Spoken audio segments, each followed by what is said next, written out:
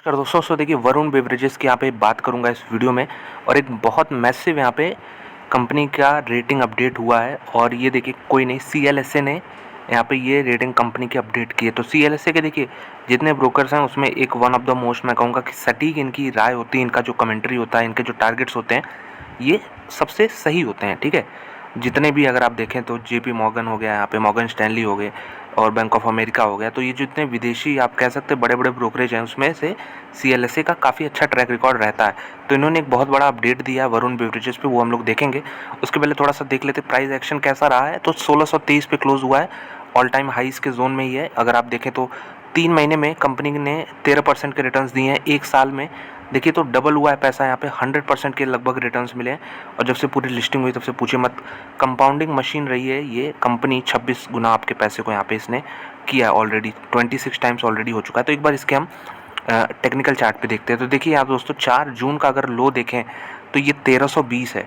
तो ये ऐसा लो था जो कि बहुत सारी कंपनियों में देखने को मिला था, अनएक्सपेक्टेड था, क्योंकि सबको मालूम है कि NDA गवर्नमेंट यहाँ पे जो मेजॉरिटी मतलब मार्केट एक्सपेक्ट कर रहा था वो नहीं आया, तो इसलिए एक लो बना। लेकिन उसके बाद जब मिनिस्ट्री अलॉट हुए और देखा गया कि मोदी जी फिर से वापस आ रहे हैं तो स्टॉक प्राइसेस सारे और पूरा मार्केट ही ऊपर आया है। तो अभी भी ये अगर आप देखें तो आज का हाई प्राइस इसका कितना है 1672 और कल का कितना है 1671, दोनों आसपास हैं। तो कहीं ना कहीं एक इमीडिएट शॉर्ट टर्म में 1671-72 पे इसको रेजिस्टेंस है। ठीक है, अगर आप इंट्राडे के वो प्लेयर हैं तो वो लेवल आपके लिए है। लेकिन जो लॉन्ग टर्म के प्लेयर हैं उनके लिए मेरे ख्याल से एक नया टेरिटरी इसमें खुलने जा रहा है और एक नए हाइज की तरफ ये कंपनी बढ़ रही है। अब इसके पहले का अगर मैं डेटा दिखाऊं आपको तो ये देख सकते हैं दोस्तों, जो परफेक्ट एक एक्सपोनेंशियल ग्राफ जिसे हम लोग टेक्स्ट बुक कहते हैं, जो किताबों में बनाते हैं इस तरह, अगर आप देखें तो एक परफेक्ट एक्सपोनेंशियल ग्राफ यहाँ पे तैयार हुआ है। और बहुत सारे लोग इसमें ऑलरेडी जो है रैली मिस कर चुके हैं। और मेरे ख्याल से अब देखिए जैसा पिछला ट्रैक रिकॉर्ड रहा है, जैसा पिछला रिटर्न रहा है, उस तरह का रिटर्न आप एक्सपेक्ट नहीं कर सकते। ठीक है, अगर मैं कह रहा हूँ 26 गुना ये अपने लिस्टिंग प्राइस से, जहाँ पे लिस्ट हुआ मार्केट में, वहाँ से हो चुका है, तो आने वाले 10 सालों में आप यहाँ पे 26 गुना एक्सपेक्ट नहीं कर सकते दोस्तों यहाँ पे। ठीक है, ये आपको यहाँ पे थोड़े से एक्सपेक्टेशन नीचे करने होंगे।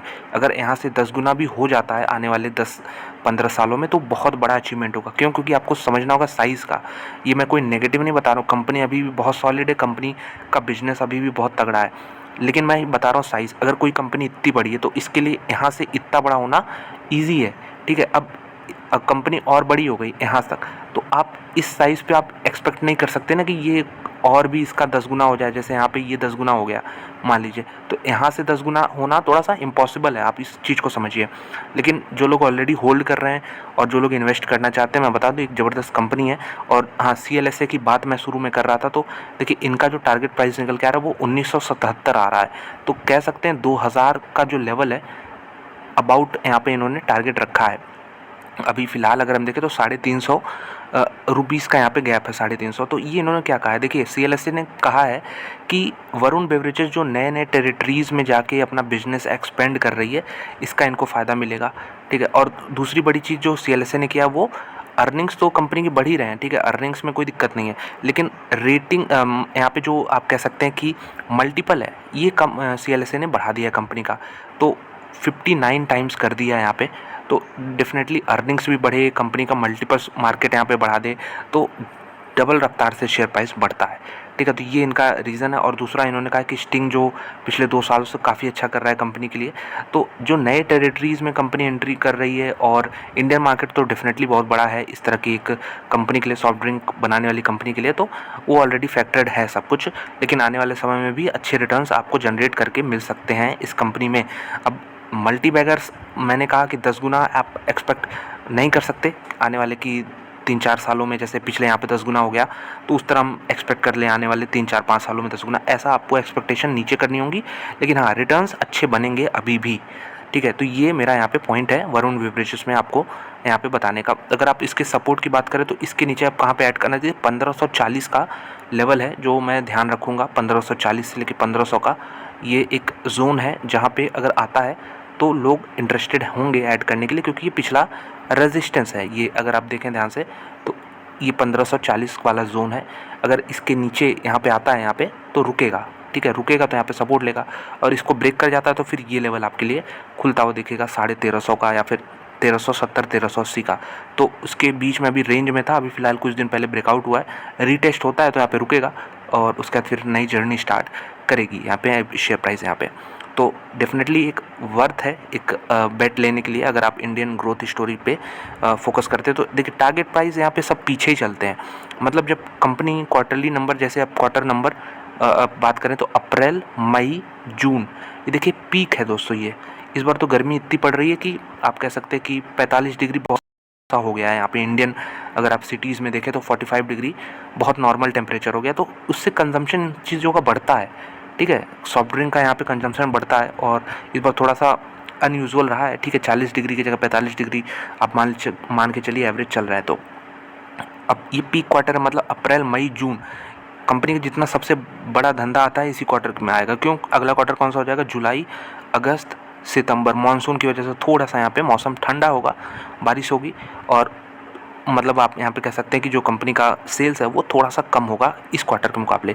तो सबसे बड़ा कंपनी के लिए यही क्वार्टर है। अब इसके अर्निंग्स आएंगे, क्वार्टर नंबर 1 इसको कहते हैं, इसके अर्निंग्स अभी आएंगे आपको यहाँ पे दिख जाएंगे जुलाई में या फिर अगस्त में, जैसे भी कंपनी डिक्लेयर करे आपको इसके नंबर्स दिखेंगे और उसमें एक्सपेक्टेशन है कि कंपनी अच्छा बीट करे 2023 वाले क्वार्टर 1 को। ये 2024 का आएगा, 2023 को यहाँ पे कंपनी अच्छे से बीट करती है तो फिर मेरे ख्याल से इतना ऑलरेडी रनअप हो चुका है कि काफ़ी चीज़ें फैक्टर्ड इन है, लेकिन अब देखना होगा कितना बीट करती है। अगर ज़्यादा एक्सपेक्टेशन से बीट कर दी तो मेरे ख्याल से जो टारगेट निकल के आ रहे हैं CLSA के वो भी अचीवेबल है, आने वाले 2-3 क्वार्टर में वो भी अचीव हो जाएगा, क्योंकि ये इनके लिए सबसे बड़ा क्वार्टर है। मार्केट के सबसे ज़्यादा यहाँ पे नज़रें इसी क्वार्टर में रहती है कि जो मेन बिजनेस वाला क्वार्टर है उसमें कंपनी कितना कर रही है। अगर मैं आपको दिखाऊँ इसके पहले, अगर हम बात करें पिछले साल का कि जून क्वार्टर में कितना यहाँ पे अर्निंग्स रहा था, तो यहाँ पे अगर आप देखें तो ये देखिए जून 2023 का ये है और ₹7.70 का यहाँ पे EPS आया था। तो अगर मान लीजिए इस बार EPS ₹10 आ गया, डबल डिजिट में आ गया, तो कहीं ना कहीं एक्सपेक्टेशन को तो बीट करना हो गया। तो वो चीज़ यहाँ पे मार्केट एक्सपेक्ट करेगा कि इस बार अर्निंग्स जो हैं सबसे ज़्यादा आएँ पिछले, मतलब अब तक की हिस्ट्री में वरुण बेवरेजेस के सबसे बड़ी अर्निंग्स यहाँ पे निकलती हुई नजर आए इस क्वार्टर में। यहाँ पे जैसा मैं बता रहा था कि ब्रोकर लोग हैं 19 लोग कवर कर रहे हैं, एवरेज टारगेट 1650 है, सबसे बड़ा टारगेट है आपको दिख जाएगा, ये मैंने अभी बताया किसका है, CLSA का 1977 का, सबसे छोटा टारगेट भी 1420 का है। तो डाउन साइड भी बहुत नहीं है, ₹200 का डाउन साइड यहाँ पे, जो सबसे नेगेटिव ब्रोकर है वो भी ₹200 ही देख रहा है इसको नीचे। तो देखिए बताने का मतलब ये है कि एक एवरेज अगर हम बात करें 19 लोगों को खड़ा किया, किसी ने कहा 1977, मैं देखता हूँ उसका भाव कोई कह रहा है नहीं 1420 आना चाहिए, तो सबका एवरेज अगर देखें तो 1650 निकल के आ रहा है, जो कि करंट भाव से के आसपास ही है। तो मैंने ये चीज़ ऑब्जर्व किया है कि ये जो लोग टारगेट देते हैं ब्रोकर लोग, इनके अर्निंग्स के बाद अपडेट होते हैं। अगर मान लीजिए क्वार्टर 1 के अर्निंग्स वरुण बेवरेजेस से काफ़ी तगड़े आ गए तो फिर ये अपने टारगेट बढ़ा देंगे। ये 1977 वाला मान लीजिए 2100 कर देगा, ठीक है, और 1420 वाला जो नेगेटिव था वो कह देगा कि हमारा 1600 का टारगेट है। तो अपने आप ये जो एवरेज टारगेट है ये ऊपर खिसक के आ जाएगा 1800 के अराउंड। तो ये एक लैगिंग इंडिकेटर है। लैगिंग मतलब जब कोई इवेंट हो जाता है तो उसके बाद ही अपडेट होता है, लीडिंग नहीं है। लीडिंग वो होते हैं जो कि आप बता सकते हैं कि मतलब वो चीज़ हुई नहीं है। अब जैसे यहाँ पे टारगेट प्राइस अगर 1800 होता तो मैं कहता ये लीडिंग इंडिकेटर है। क्यों? क्योंकि अभी ये चीज़ अचीव नहीं हुआ है 1800 और मार्केट में ऑलरेडी जो प्लेयर्स हैं वो बुलिश हैं, तो यहाँ पे वो लीडिंग का काम करता। तो ये चीज़ आप यहाँ पे समझिए। बाकी मेरे ख्याल से कोई दिक्कत की बात नहीं वरुण बेवरेजेस ने, जो कि CLSA ने यहाँ पे ज़बरदस्त बुलिशनेस दिखाई है। मेरे ख्याल से रिएक्शन तो नहीं देखने को मिला आज के दिन, बिल्कुल फ्लैट बंद हुआ है। अगर हम देखें तो यहाँ पे 1320 का लो जरूर बना था, उसके ज़बरदस्त रिकवरी चालू है, 300 पॉइंट वहाँ से ऊपर आ चुका है। तो टाइम लग सकता है, लेकिन हाँ 2000 के लेवल्स भी अल्टीमेटली इसमें आएंगे। एक ध्यान रखिएगा, लेकिन बड़ी कंपनी, बहुत बड़ी कंपनी बन चुकी है वरुण बेवरेजेस। यहाँ पे इसका मार्केट कैप अगर मैं आपको यहाँ पे दिखाऊं, 2 लाख करोड़ के ऊपर इसका मार्केट कैप इस समय चल रहा है, 2,10,000 करोड़ के अराउंड। तो जो मैं शुरू में रेशनल बता रहा था कि आप आने वाले 5 सालों में इसमें 10 गुना यहाँ पे एक्सेप्ट नहीं कर सकते हैं, मतलब एक्सपेक्ट नहीं कर सकते, माफ कीजिएगा, कि इतना आप रिटर्न नहीं मान सकते। क्यों? क्योंकि अगर देखिए 2,10,000 करोड़ का इसका मार्केट कैप है, ठीक है, अगर आप इसको 10 गुना भी करते हैं तो दोस्तों इसका मार्केट कैप 21 लाख करोड़ हो जाएगा। 21 लाख करोड़ इस समय जानते हैं किसका मार्केट कैप है? रिलायंस का। तो आप सोचिए आने वाले 10 सालों में कहिए रिलायंस जितनी बड़ी अभी रिलायंस कंपनी है, इंडियन कॉन्टेक्स्ट में अगर बात करें रिलायंस इंडस्ट्रीज़ जितनी बड़ी अभी कंपनी है, आने वाले 10 सालों में आप इसको इतनी बड़ी देखते हैं। तो हर चीज़ का एक्सपेक्टेशन होता है, उसको थोड़ा सा नीचे करना चाहिए।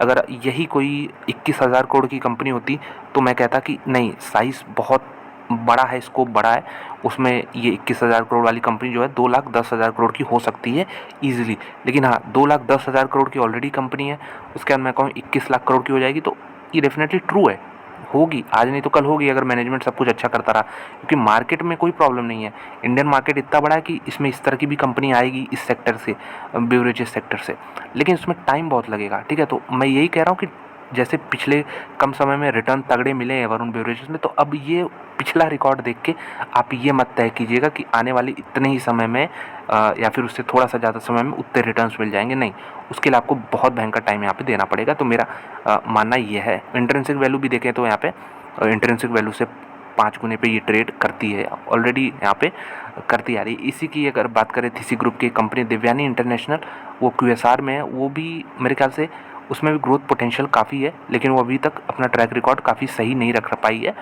बाकी ये वरुण बेवरेजेस ने तो काफ़ी आउट परफॉर्मेंस दिखाया अपने प्रॉफिट्स में, अपने जो रेवेन्यू, अपने सेल्स हैं, उसमें सब कुछ अच्छा किया है इन्होंने, लेकिन देवयानी में ये प्रॉब्लम रही है। तो वो कंपनी को भी आप यहाँ पे स्टडी कर सकते हैं। Same group RJ Corp group की यहाँ पे देवयानी इंटरनेशनल कंपनी, जैसे पिज्ज़ा हट, KFC ये सब चलाते हैं। तो वीडियो देखने के लिए धन्यवाद। अच्छी लगी लाइक कर दें, चैनल पर सब्सक्राइब कर सकते हैं इसी तरह के और वीडियोस देखने के लिए।